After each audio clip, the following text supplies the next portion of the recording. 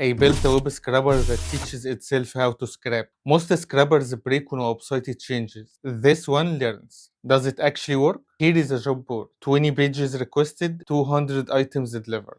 Job titles, URLs. The cost?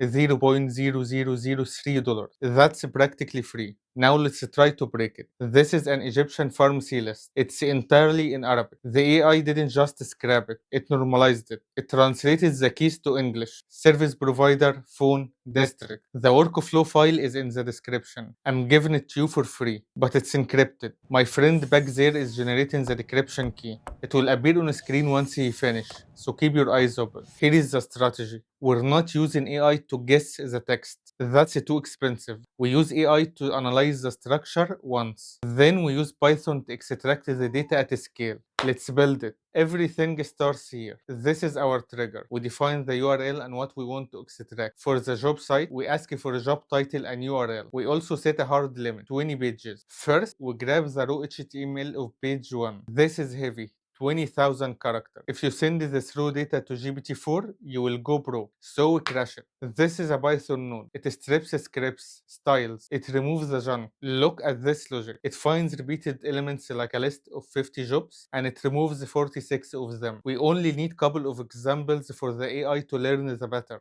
Original size 20,000 characters. Compressed size 4,000 characters. We just saved 81% of our AI bill. Now we send the tiny snippet to the brain. This is GPT-4o Mini. We're not asking it to extract it, we're asking it to write code.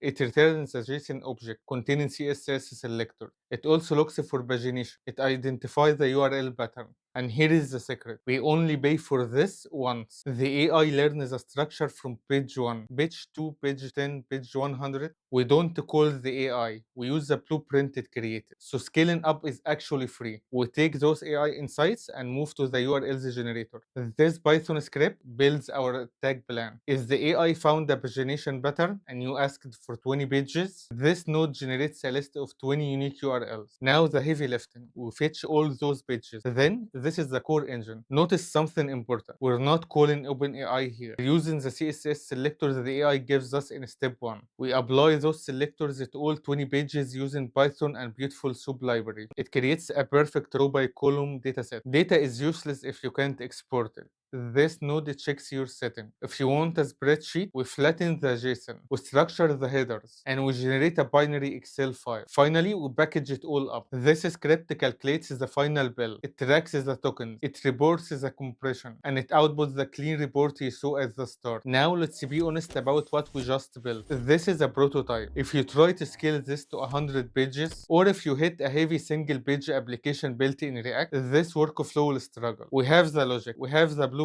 but to build something you can actually sell, we need raw Python. This is part 2. Next week, we're taking this logic and rewriting it into a production-grade Python API, an asynchronous backend that can handle JavaScript rendering and auto-scaling. Basically, a SaaS engine you can monetize. If you want that code, I will see you in the next one.